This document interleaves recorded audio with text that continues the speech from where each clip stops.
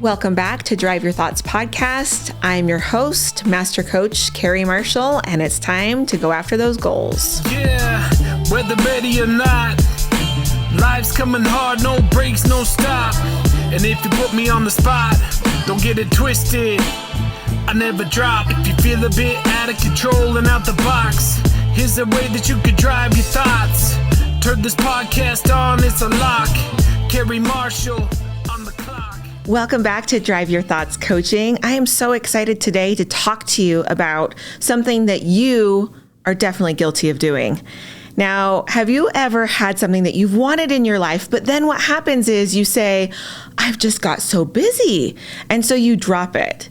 Okay, we've all been there before. I also have been there before, but let me tell you, that is not true. You're lying to yourself. We have all been lying to ourselves. So let me give you an example here. You have an impossible goal or a goal that you're going after, and then you get too busy. Well, let's really talk about what too busy means. Too busy is just an excuse. I want you to think about all of the different times in your life that you've shown up for yourself when you haven't been too busy. Okay, so let me give you an example. I have this client who has a goal to make a certain amount of money. And so he's going after the goal, he's doing all of the things, and he has an actionable item list that he knows he needs to accomplish in order to make the amount of money that he wants to. Amazing. This is the work that we've done together. Well, a couple of months in, I see this pattern start to happen, which is those actionable items are dropping off the list. He's starting to say things like, well, I just got so busy this week with this other project that I really didn't get to all of the things on the list. Okay, so 1 week, I get it, that happens. The next week, it continues to happen. The third week, more things start dropping off of the list. And so we had to have a little bit of a talk and say, okay, what's really happening here? Well, the excuse was, I'm just so busy. So today what I want to do is I want to talk to you about that belief that you're too busy. Now, we all have a lot of things going on in our lives, and this is probably the most traffic jammed space of our lives. Most of us are in our 30s, 40s. We are raising families. We have jobs. We have careers that we're building. We have goals that we're going after. I get it. There is a lot going on, but every single thing that you are doing during your day is a choice. Now, I know that for some of us, accidents, tragedies, things come up in our life. And so sometimes we do step away from our goal for a little bit because we have things that are more important. But notice that we weren't too busy when we got a call that our partner was in the hospital. Notice that we don't say, I'm just so busy. Most of us, about 99% of us, are going to drop everything and go to the hospital to be with our loved one. So why weren't we too busy for that? Here's another example. If I was your best friend and I called you and I said, listen, I have an all expense paid trip and everything's paid for. We're going to go, we're going to fly private. It's going to be amazing. And it's to your favorite destination that you have always wanted to go on. Are you too busy to go? Probably not. Most of the time you are going to finagle, you are going to work out, you are going to adjust and figure out how to make that happen.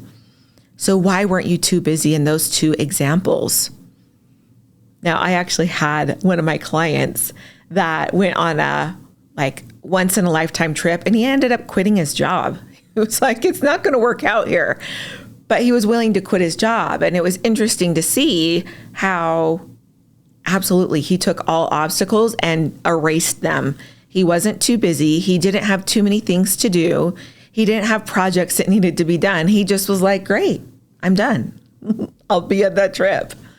So when we talk about being too busy, we have to really look at the mindset behind why we're using that excuse. And there's a couple of different things that I want to mention here. First is that we use busyness as a badge of honor. Busyness now becomes the thing that we think makes us important and look like we're doing all of the things. Why do we use busyness as a badge of honor?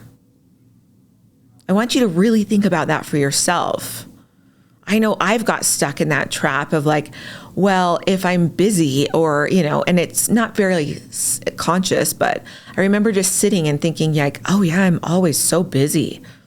And then I realized that it made me feel like I was contributing. Well, that's how I was matching contribution. It equaled busy, but that doesn't have to be the case. So why do you use busyness as a badge of honor? Could you imagine if we used messiness as a badge of honor? And maybe sometimes we do. But could you imagine showing up in sloppy clothes or having your house a mess and being like, I'm just so messy, and being proud of it? I don't think we're going to do that, right? Because now notice that busyness and messiness have very, very different belief systems around them in our own experiences. Most of us can identify that messiness is probably something that's not going to be a badge of honor, right? We're not going to wear it. And so just notice how when we talk about busyness, why are we wearing that as a badge of honor? Here's something that I want to kind of help you shift to, is that you have the exact amount of time as every single other person, and every single thing that you are doing during your day is a choice. You absolutely have a choice to go to work. You absolutely have a choice of how you spend your time at work. And so when we talk about busyness, I like to say, I'm not busy, I'm scheduled. I absolutely make choices in my life that are going to align with the things that I want, which means I'm going to say no to things. I'm going to say yes to things and spend more time than I need to. I'm going to adjust how I spend my time. And maybe that actually means that I need to take out some of those buffers that I'm using.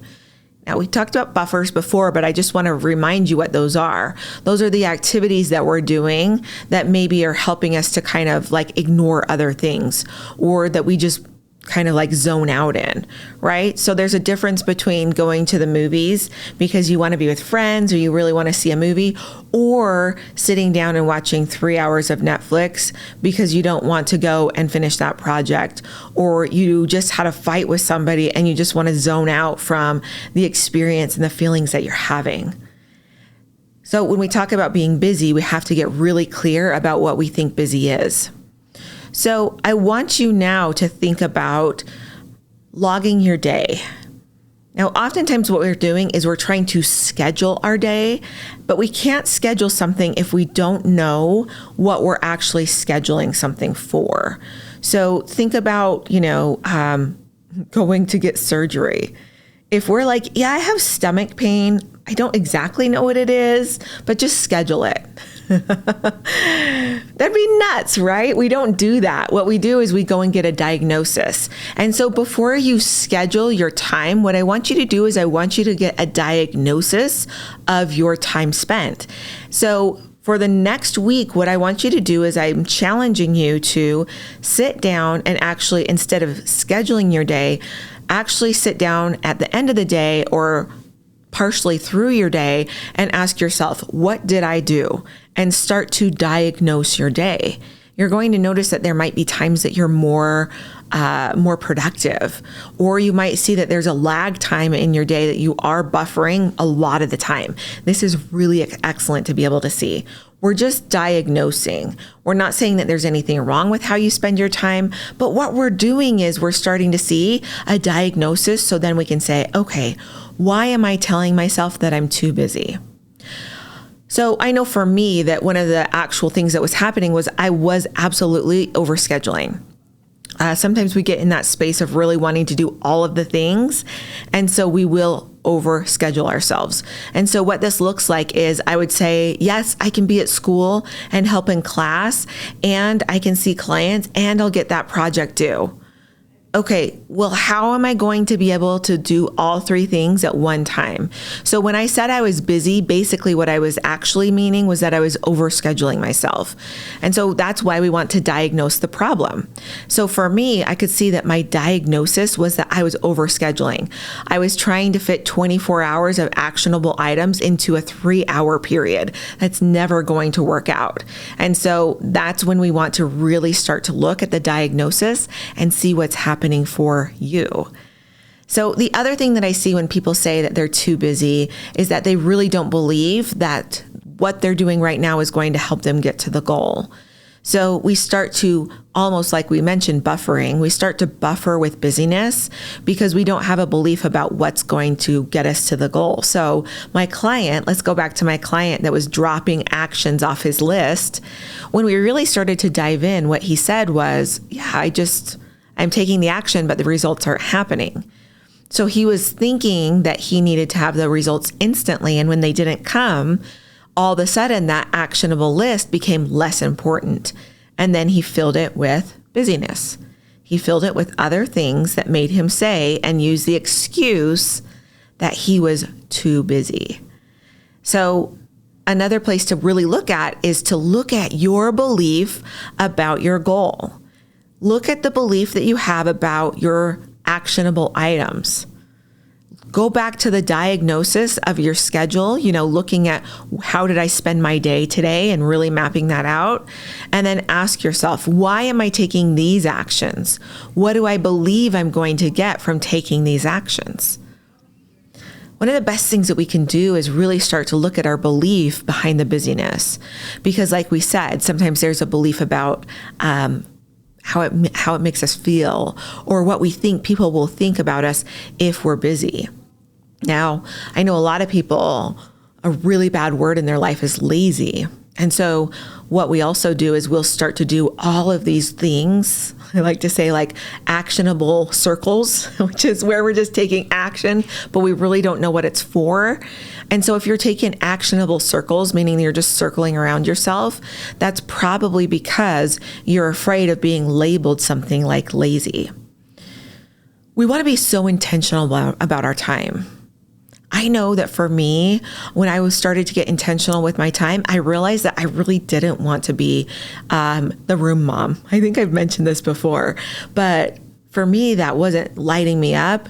It wasn't really bringing joy to me. And there were other moms there that were so amazing at it.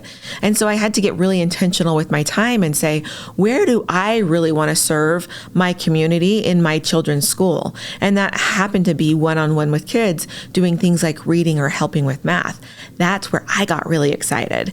And so notice that I took the same amount of time, and instead of being too busy to help as a room mom because I just really didn't want to, I got clear about my intentions and my priorities and saw how I could align so that I could stay with my priority, which was helping in class or being a support to my school system.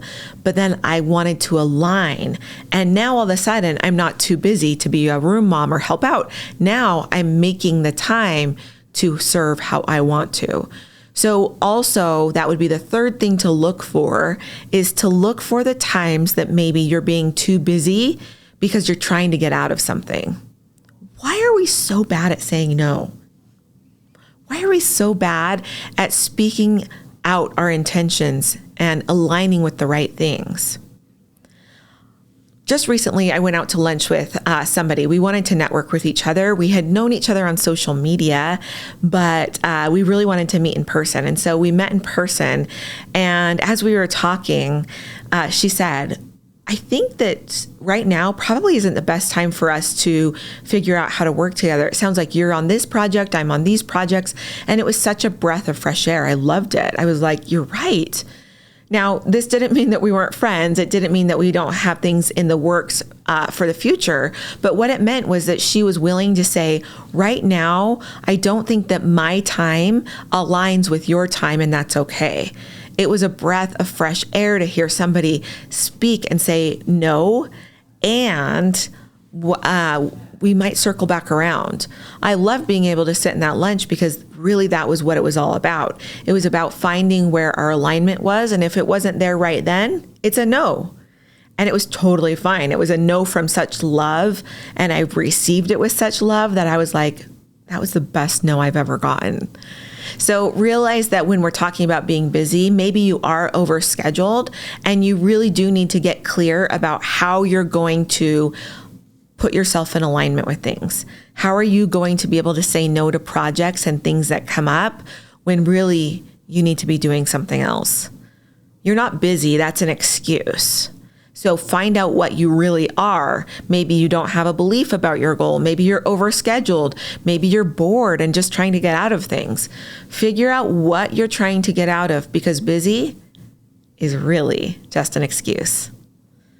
Okay, I'll catch you guys next time. Thanks so much. Bye. Thanks for listening to this podcast episode. If you're ready to get in the driver's seat of your own life, you can come and follow me at Drive Your Thoughts Coaching on Instagram, or come and see more ways to work with me at driveyourthoughts.com. Yeah, whether ready or not, life's coming hard, no breaks, no stop.